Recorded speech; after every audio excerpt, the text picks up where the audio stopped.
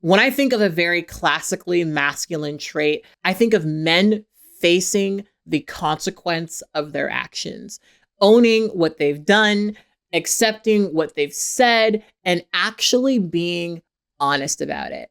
That for me is a classic masculine trait. Obviously, it's a trait that can be found in everyone. But stereotypically, at least the way that I was raised, right, we admire men who stand firm in their beliefs. In this interview, he is running away from what he said. He is not standing firmly in his beliefs. He's saying, I didn't say that, or I didn't say it that way. And then he's yelling at this interviewer who is literally just regurgitating his words back to him. And it's sad to me that this is what a lot of men idolize. These men very obviously need or desire some sort of masculine figure to admire. And it's unfortunate that so many of those figures are men who define their masculinity by how much they are able to abuse women. That for me will never be masculine. That for me will always be the actions of an insecure man whose masculinity could never stand on its own. But before we get into this video, I wanted to let you guys know that it's sponsored by my Patreon members. Patreon is the reason why I'm able to do YouTube full time, and my Patreon members get access to personal vlogs about my personal life and work vlogs about my work life. I really love Patreon, and I'm using it a lot more as I've withdrawn from other social media pages like Twitter, and it's probably the best way to interact with me directly if you're interested in doing that. If you've ever clicked on one of my videos and seen a comment from 2 weeks before the video was posted, it's because I post videos ahead of time on Patreon. So if you want advanced access, Patreon is the best way to do it. Anyway, so today when I sat down in front of my computer to film, I wasn't going to make this video, but I decided to make it anyway because I have a thirst for violence. So let's get into it. So Andrew Tate did an interview with the BBC, and I thought that I would watch it and react to it. Now, I've mentioned this in the past few videos like this that I've done, but I have been significantly less online than I think my audience is used to me being online. And the big reason behind that is because I personally feel like a lot of the content being posted on the internet is geared towards just melting your brain. And I feel like Andrew Tate is a good example of that, if I'm being frank with you. I feel like I hear him say so many disorienting, contradictory things that it can't possibly be content for people who critically think. Like most males with mics, I feel like there's some things they say that are true, accurate, and just good, solid advice. And then there's a bunch of it that's just pure misogyny and bullshit. And the thing about guys like this is that they're always the most well-known for that stuff. Yes, there's some good advice peppered in there, but the thing that really gets them to pop off is the overt misogyny. You saw that with Kevin Samuels. You've seen that with a bunch of other bloggers. I've talked about a few of them on here. A lot of those guys have good advice here and good advice there, but the thing that they're the most well known for, the thing that resonates the most with the audience, is always the loud, brazen misogyny.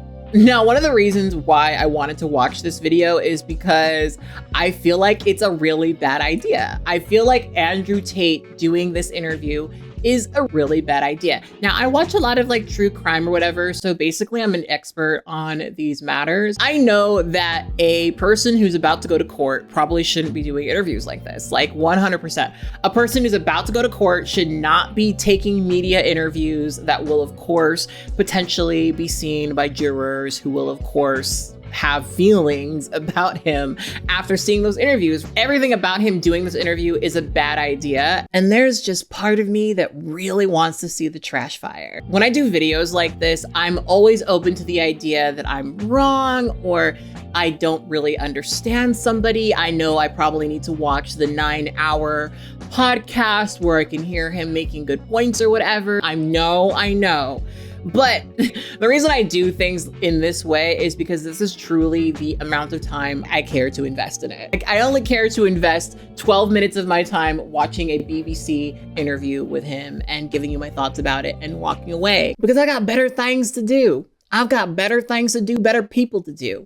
And so I just don't personally care that deeply. I'm a YouTuber with an opinion, so here we are. So this video is called Andrew Tate BBC Interview, Influencer Challenged on Misogyny and Rape Allegations.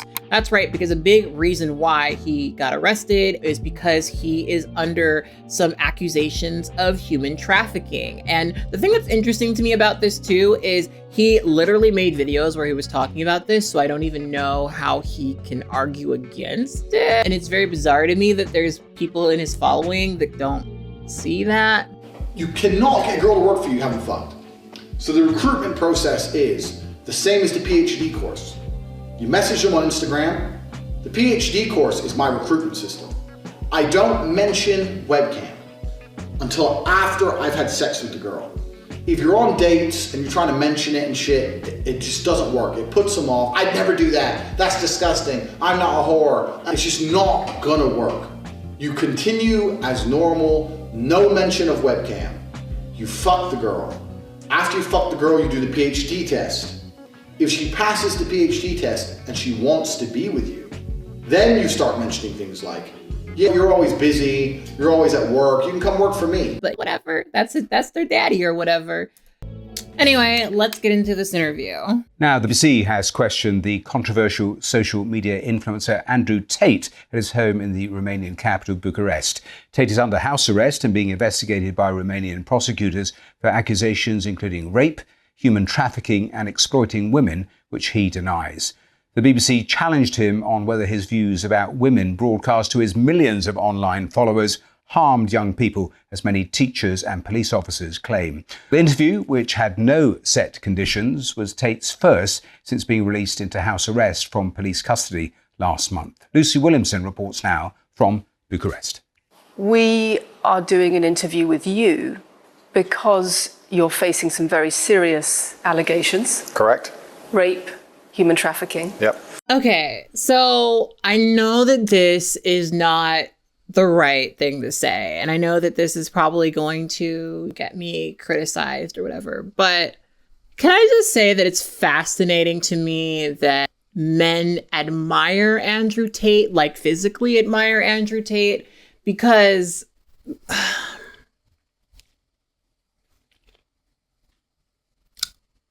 there's just no way to say it, so I'm not going to say it. And also because there's a great deal of concern about the things you say and the impact that they have on young people, on women. I don't think the concern's about the things I say. I think the concern is for the level of influence I have and the reach I have. Let's start with the allegations. Have you raped anybody? Absolutely not. Have you trafficked anybody? Absolutely not. Exploited any women for money? Absolutely not. But you have admitted using emotional manipulation to get women to work in the webcam industry for you. No. We have an open criminal investigation. I am absolutely and utterly sure I'll be found innocent. I know the case better than you. I know it intimately and you don't. I have seen all the criminal files. Okay, so immediately he is super defensive, super combative and super defensive. If I were trying to see him as an innocent and misunderstood person, this would probably not be the way to do it.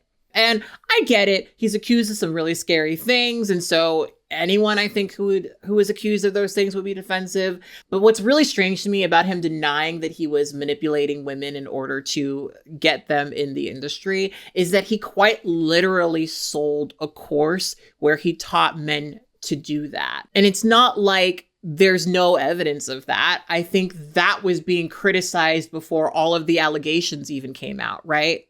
Files and the evidence against me and you haven't. I know the truth of what happened and you don't. And I'm telling you absolutely and utterly, I've never hurt anybody, that the case that's been put against me is completely and utterly fabricated. And I'm never going to be found guilty of anything. And it's very difficult for me to answer your in-depth questions because we're sitting here inside of the territory of Romania. I'm beholden to the Romanian legal system.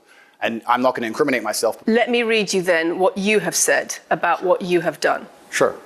You have said, my job was to meet a girl, go on a few dates, sleep with her, get her to fall in love with me to the point where she'd do anything I say, and then get her on webcam so we could become rich together. I don't think that's what I personally said. I think that's exactly what you said on your website. No, I've never said that. That's something that you found on the internet. Doesn't mean I've said it. No, you literally said that. You quite literally said that. Oh my God. Of course, Andrew Tate fans are always like, he's misunderstood. You don't understand that. But like, he literally said that. Like, one of the things that he said was that he wanted to get women to fall in love with him so that they don't go out and try to get into the business on their own and make money without him. Now, I probably should have mentioned this at the top of the video, but I am a former cam girl. I was a cam girl for a very incredibly short period of time, for 3 months. I did not make very much money at all. I was doing camming in 2009, and the way that I got into it was I met a guy at a party, and this guy was working for a porn company, and the porn company had a strip club, a full video porn service company, and the camming. And I was in college, I was desperate, I needed money, and I figured I could make money in my dorm room and pay for books. My parents were no longer supporting me. I was completely on my own. I was a trans person in a very conservative town at the time, and so getting a job was really complex for me. And this was the only opportunity that was handed to me, and he was really nice. And I remember feeling like he was one of my friends, and so he got me into it. And then when I wanted to leave, that's when some of the darker shit started coming up. I'm very thankful that I was able to do that for a few months, and there's not a lot of evidence of me doing that. Not that I'm ashamed of it, but like, you guys didn't meet me as a sex worker, you met me as a YouTuber, and I appreciate that, frankly. Because for me, the camming industry was incredibly fucked, right? Like, sex work is work, I believe that it's work, and it is really hard work. Camming is not easy, but for me, personally, it was one of the most exploitative things I've ever done. And it was really hard for me to get out of it because of all of the other crazy shit that I'm not gonna talk about on camera. Like, it was scumbaggy shit, right? It was scumbaggy shit, and it did indeed traumatize me. So that was part of my interest in watching this, because of course the people that I worked with would also deny that they did any of that shit or said any of those things, right? Because they have to. But I would not be surprised if all of this turned out to be 100% true. And again, once again, if any female on the planet has a problem with me, I strongly recommend her to go to the police and try and pursue me for criminal charges. I'm actually such a nice person that I've never had anyone come at me. The BBC has spoken to somebody since your arrest who says exactly those things, that with you, it's all manipulation. There's an ulterior motive to everything you do. Is this Sophie? Oh, it's Sophie, the fake name, no face. No, I was so intent on wanting to please him and wanting him to be happy that I was just, yeah, okay, do whatever you want. And what does she accuse? Has she accused me of a crime, this imaginary Sophie? She's making the point that there is she accused me of a crime? Emotional or psychological manipulation. I've asked you a question, and I've allowed you into my house. I'm asking you a question. Correct, but you're not the boss.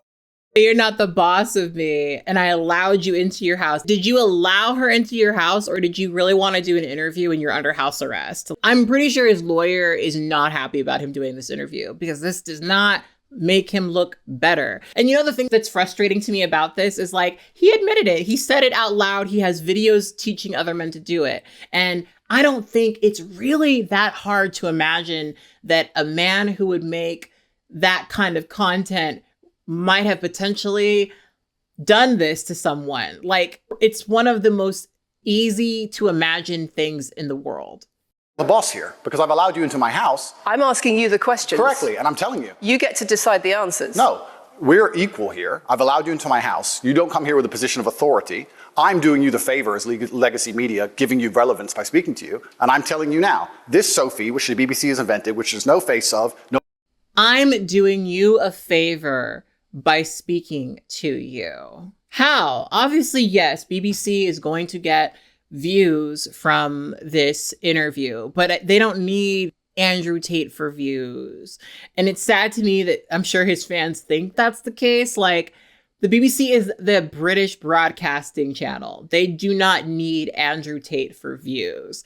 They have a lot of other avenues of income for sure. Now, look, I'm gonna be real and say that I think the BBC probably knew how this interview was gonna go.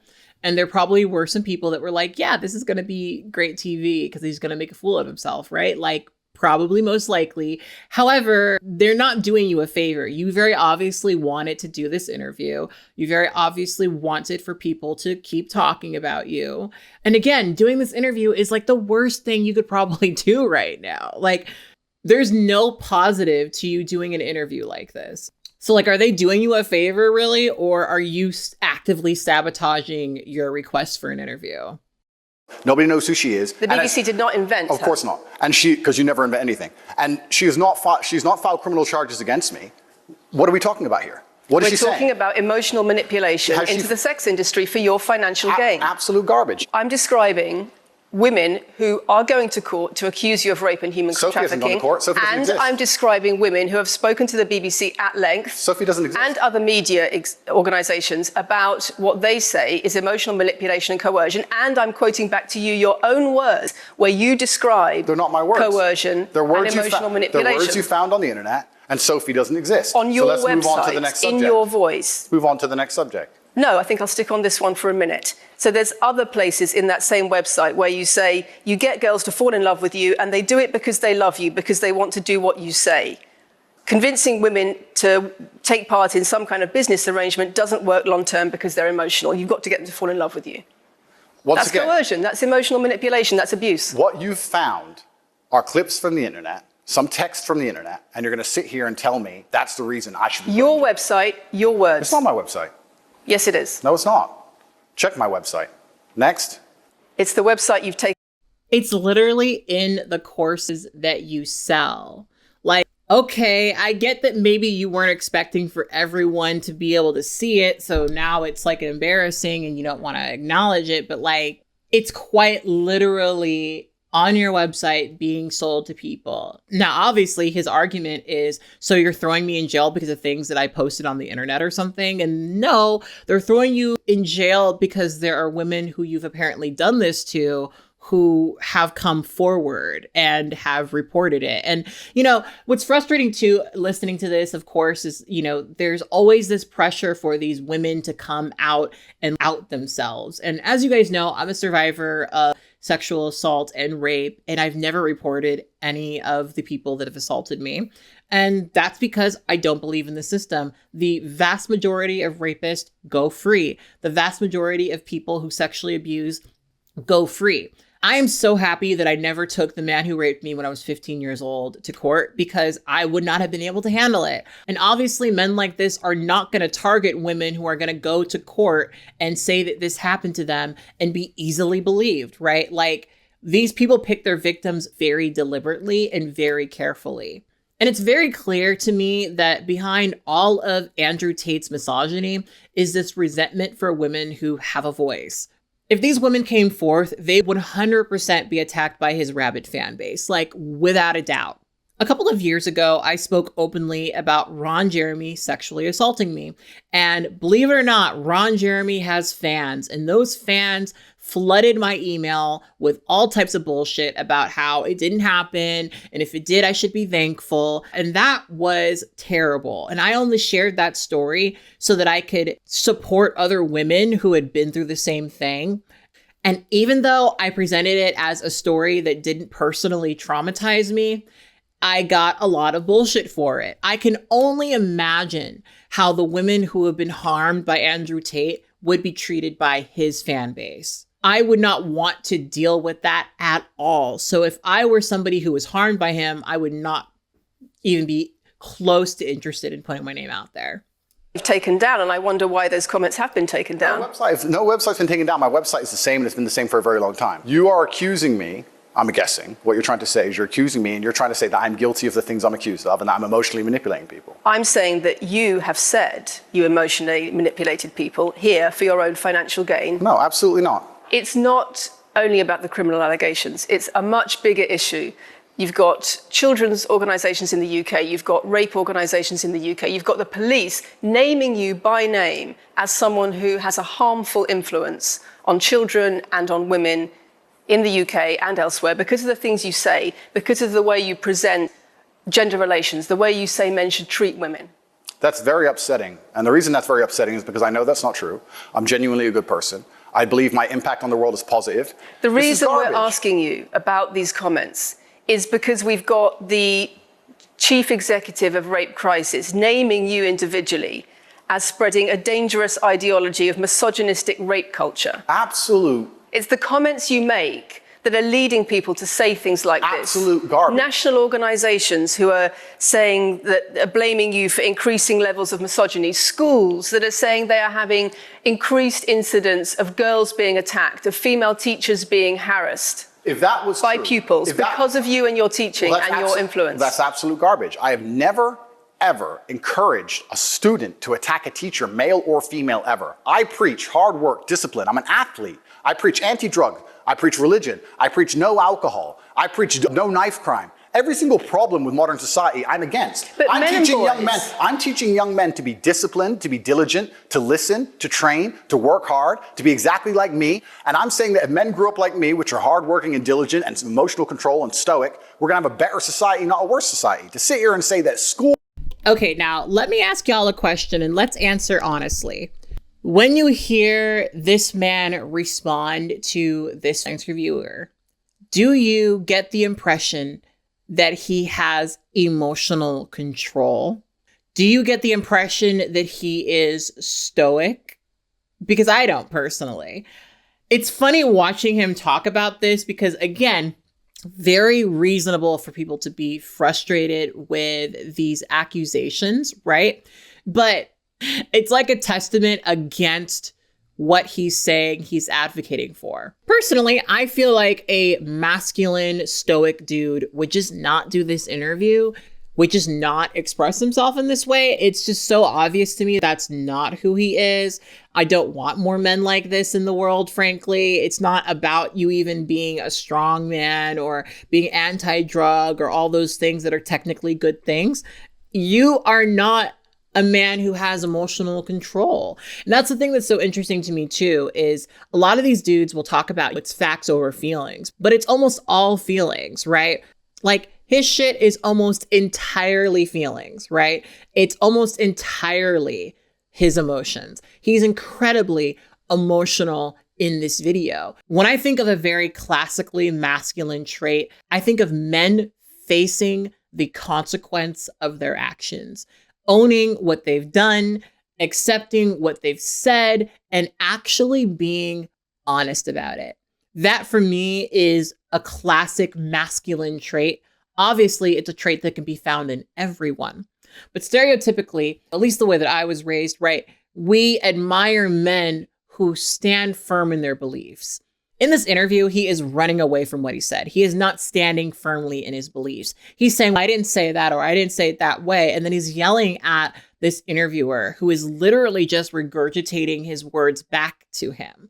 And it's sad to me that this is what a lot of men idolize, right? Because frankly, and I'm just going to bring it back to my flawed Christian upbringing, these men are not close to the men that we would admire. Not even close. First of all, he's a whoremonger. So let's start there. Second of all, he is a man who very loudly speaks about abusing women. None of these are masculine traits. These are traits of men who, at least in my Christian upbringing, would be shunned. Because all of these actions would be seen as him not being a man. And it is sad to me that so many men, so many boys look up to him. And I think that's such a statement about where we're at, right? Because there is something to be said about the fact that a lot of men are looking for a figure that they can admire, a sort of daddy-like figure that they can admire. We saw this with Jordan Peterson. We see this with Andrew Tate, with similar people like him. It's very classic. These men very obviously need or desire some sort of masculine figure to admire. And it's unfortunate that so many of those figures are men who define their masculinity by how much they are able to abuse women. That for me will never be masculine. That for me will always be the actions of an insecure man whose masculinity could never stand on its own. And by the way, that's what we mean when we talk about toxic masculinity. Toxic masculinity, by the way, was created by men's rights activists who were entirely interested in reforming masculinity, not destroying masculinity. It was coined by a man named Shepard Bliss of the Mythopoetic Men's movement. And that movement believes that men had become, because of modernization, more competitive and less communal. And toxic masculinity was contrasted against deep masculinity, which was supposed to be a healthy communal communication between men.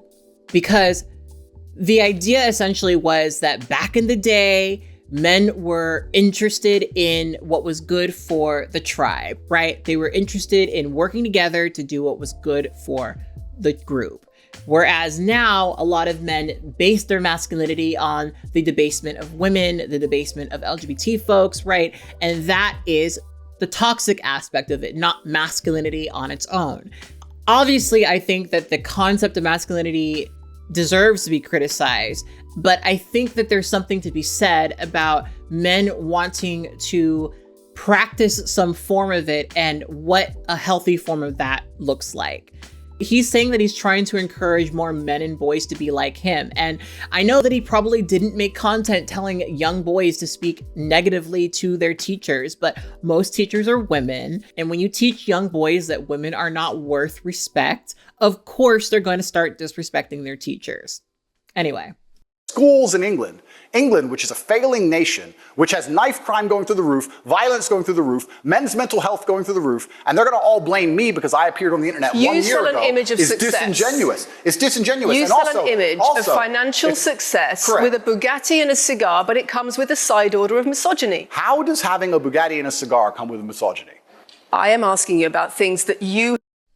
You see, again, he's running away from it. How does a Bugatti and a cigar come with misogyny? No, that's not what she said. She says with a side of misogyny, as in all of those things together. Not that these two things make this other thing. It's that you got these two things and also a side order of misogyny. Sad, there's people who think that he's smart. You have said that have caused major national organizations, including the police, to worry about you by name.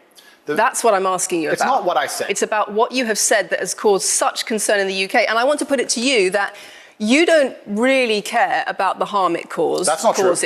Because that's not true. Making controversial statements like this online has made you a lot of money. Okay, so first thing, I genuinely am a force for good in the world. You may not understand that yet, but you will eventually.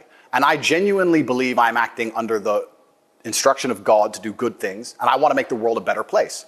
I genuinely believe my legacy is a good legacy, and I believe that eventually when the legacy media catches up, they're going to understand I'm a good, positive influence. I'm not interested in damaging the world for money, because if I was interested in damaging the world for money, I could have sold drugs, or I could make rap music and encourage everyone to stab each other like all the drill artists do. And it's funny because he actually did both of those things. Like he both sold drugs and made rap music. So when I was 24, 25, I sold drugs.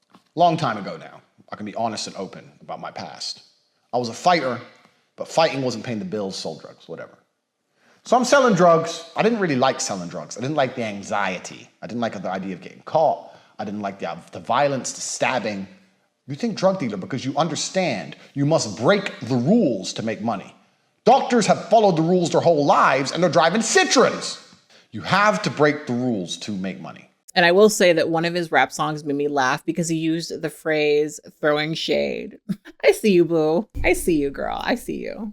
Or you could make controversial statements online that attract a lot of followers who you then direct to your website where they pay to learn how to be like you. I could make jokes online. Who doesn't? I could make a joke online. Are you saying that all the controversial things you've said are jokes? No, I'm saying that these organizations and the BBC who are going to sit here and pretend that I am the face of damaging the youth is absolutely garbage. It's completely disingenuous. It makes you money. The reason, in fact, I've seen thousands and thousands of comments and have endless emails from women praising praising the fact that their sons are listening to me. Does it not worry you? The fact that the things I'm saying, does it not worry you? It would worry. Are you not concerned about your influence? It would worry me if I was genuinely damaging the world. But for you to sit here and say, Andrew, you become the most Googled man in the world, you have billions of views, and one woman, is now saying that her husband is not the same man she wants him to be, when thousands and thousands of people are saying the opposite, then I would say that's... I presented you with case after... Can I comment on this part too? I'm going to try not to get too emotional, but like...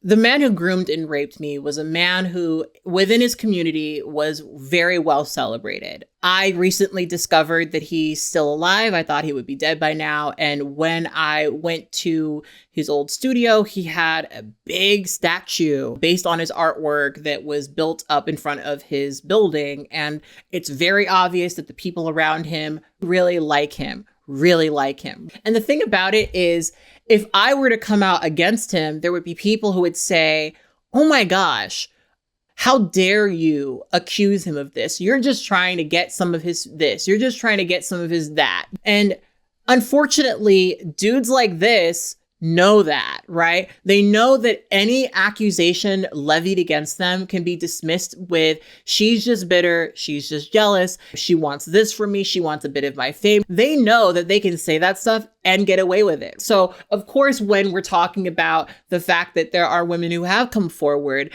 he's listing all of these positive things that he's done. I really don't care if you find the cure to cancer. If you've assaulted someone, if you've abused someone, you deserve to be separated from society. That's the way that I personally view it. And of course, as a survivor, obviously I'm going to have those feelings, right? But the sad part is a lot of men pursue prestige so they can get away with this shit. They can get away with abuse because they can say, look at all the things I've done. Look at all the good things I've done. Because there are people who will say, actually, that guy solved cancer. That guy found the cure. Maybe it's okay if he's assaulted a couple of people because at least he did that. And men who pursue prestige in order to abuse women know that's the reaction they're going to get. They know that's the way that it's going to be digested.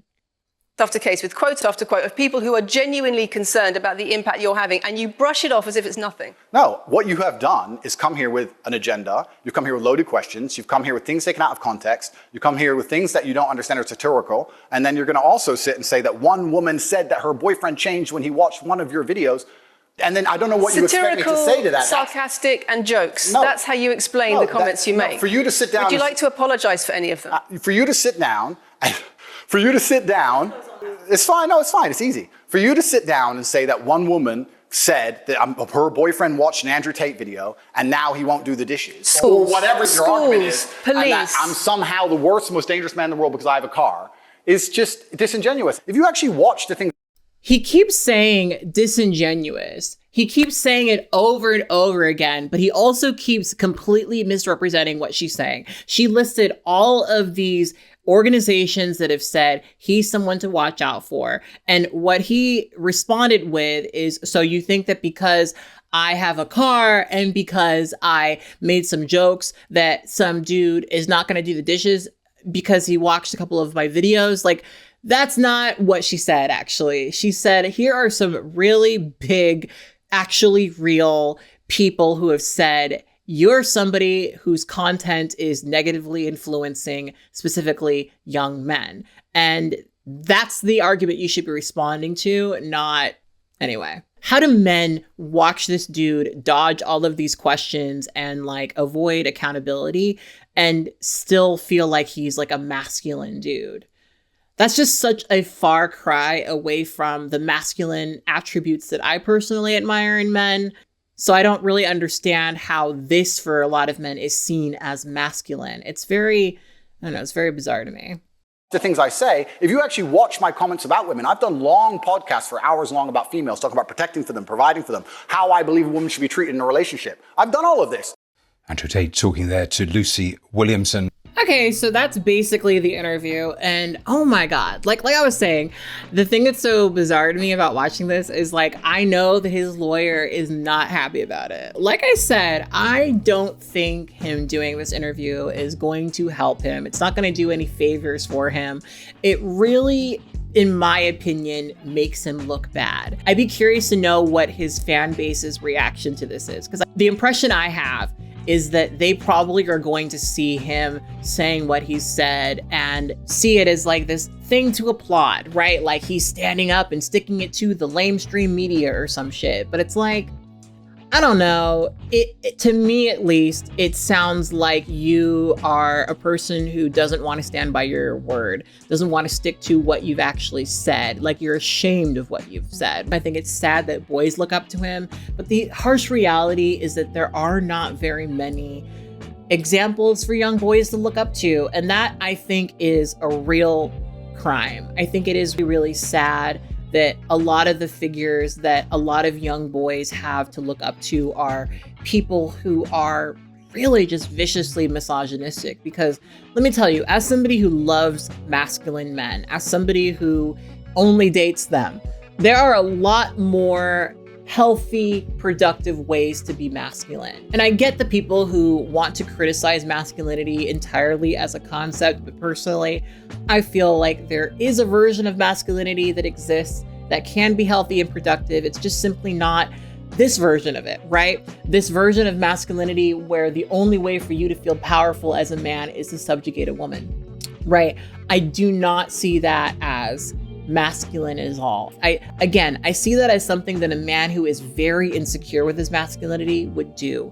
You need to disempower a woman. You need to violently define yourself as everything better and stronger than her. These are things that a man would do when he's not confident in his masculinity. And it's sad to me that there is conversation that apparently makes it seem like that's not the case. Like I said, it is very possible that Andrew Tate didn't do none of this shit. Like, that's possible, right?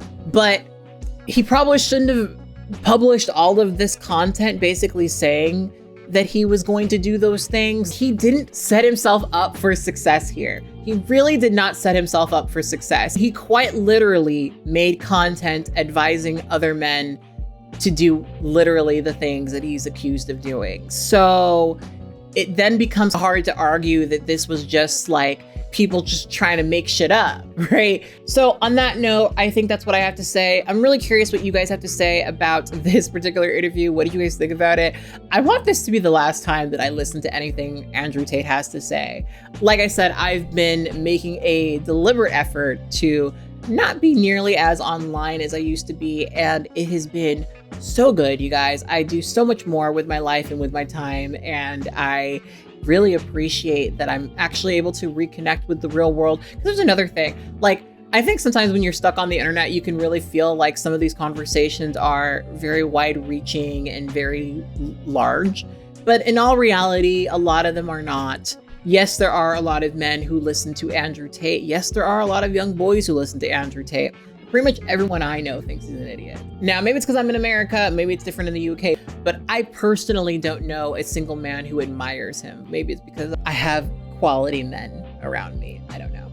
Anyway, on that note, I will talk to you guys later. I want you guys to always remember and never forget that you are beautiful and you are loved. Bye.